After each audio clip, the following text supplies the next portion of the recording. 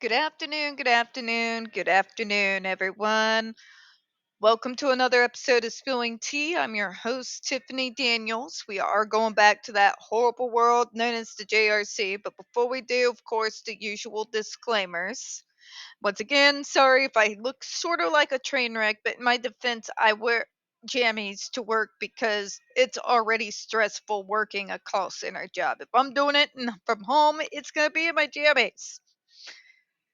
Anyways, in the description box, if you are unfamiliar with the Stop the Shocks campaign or the campaign against the troubled teen industry, you're going to find the pertinent links right there in the description box.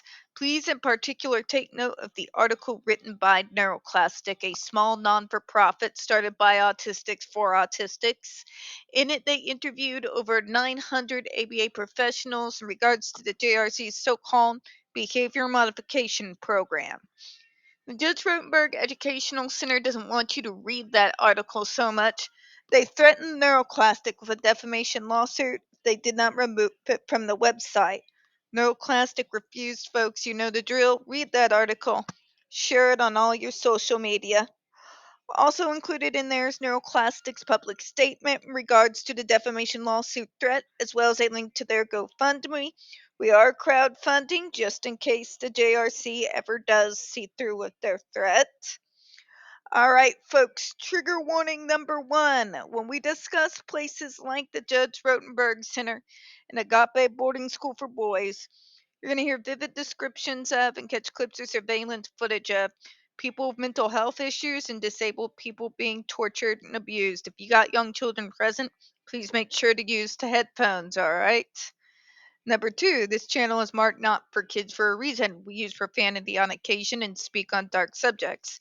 If your child is 16 and younger and watching this, parental supervision is very much advised, all right? I'm not paid enough to raise other people's kids. Wow, that came out dark. Anyways, where we left off last time, right? While the commenter did not specifically address the portion of the FDA's statement regarding the lack of control over multiple shocks, this is an additional risk factor. This is basically essentially duh 101. Okay?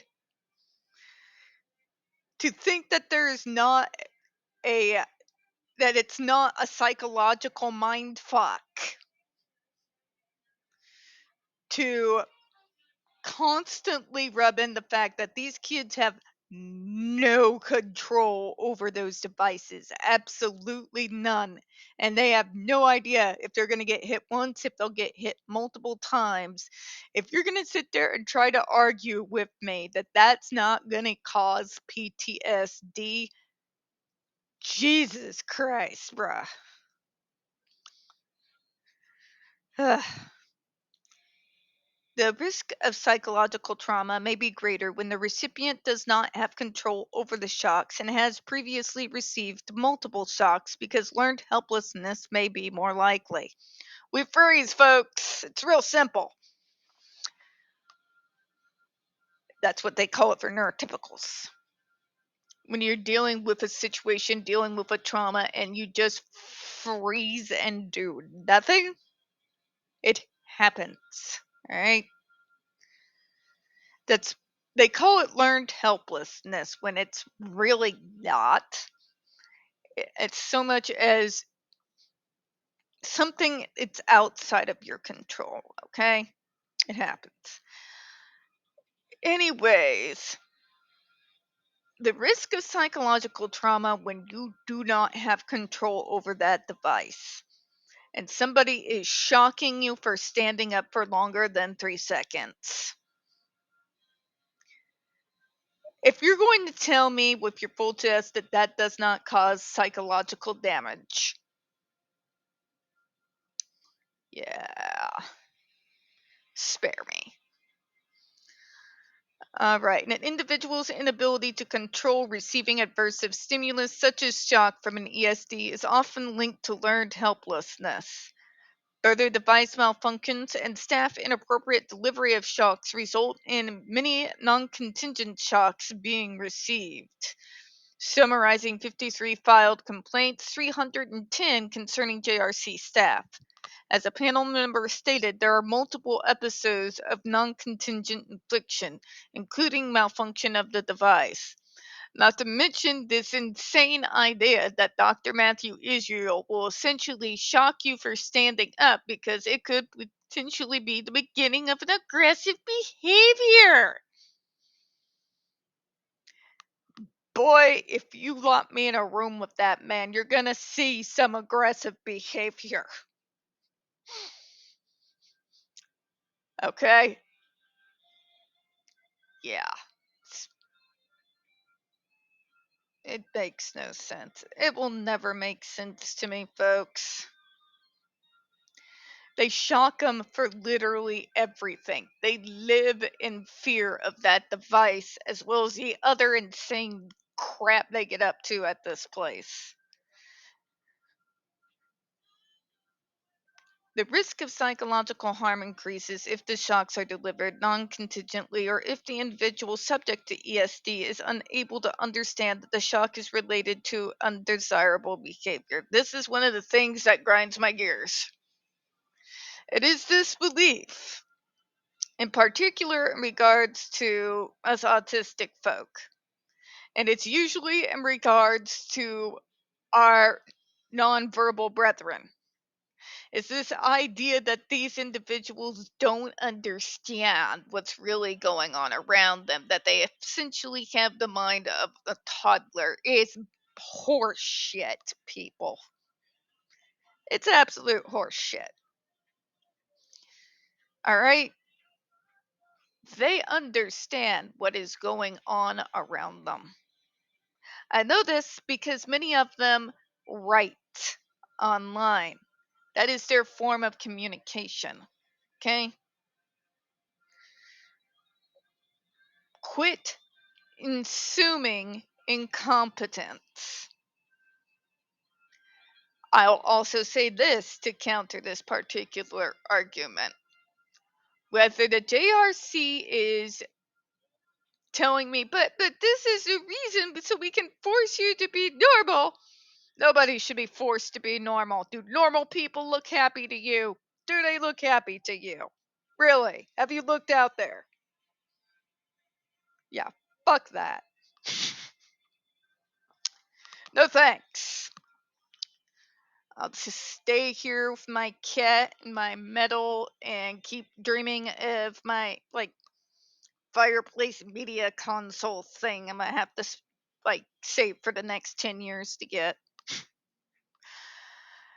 I went off in the left field. Sorry, folks, but essentially it's the idea that because we are not communicating in a way that neurotypicals understand, that somehow we must be mentally impaired and not able to understand the concept of why we're being shocked in the first place. I would like to argue they shouldn't be getting shocked point blank, period, and the right steps should have been started at the very beginning with a actual full functional behavioral assessment done by people who know their I could go on for days, couldn't I? We understand the hell of a lot more than people give us credit for. Hell, we see things that most normal neurotypical people don't see coming. It's just a fact. All right? Even our nonverbal brethren, in spite of what's been constantly pushed by the media and Hollywood, especially every goddamn April. Brace yourself, neurodivergent folks. April is coming. Just dread runs down my spine. You see what I'm saying, though. We do understand what's going on. And understanding is not going to take away from the fact that you are still shocking a child at just below the lethal limit multiple times.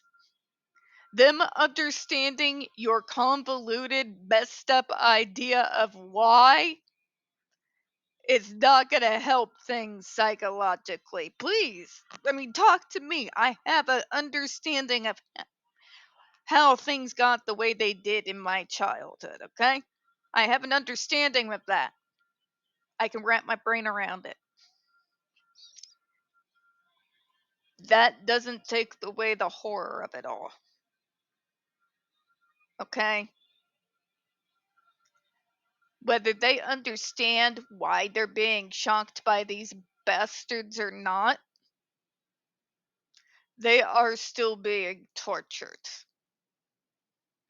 And we've really got to stop with this infantilization of people with disabilities. We really do. Huge pet peeve of mine. All right, folks, we don't get very many views on this channel. The few we do tend to get removed from time to time. So please don't forget to hit the like button, hit subscribe. Don't forget to hit the comments. I appreciate your time, and I'll see you again here in just a few minutes. Bye bye, everyone.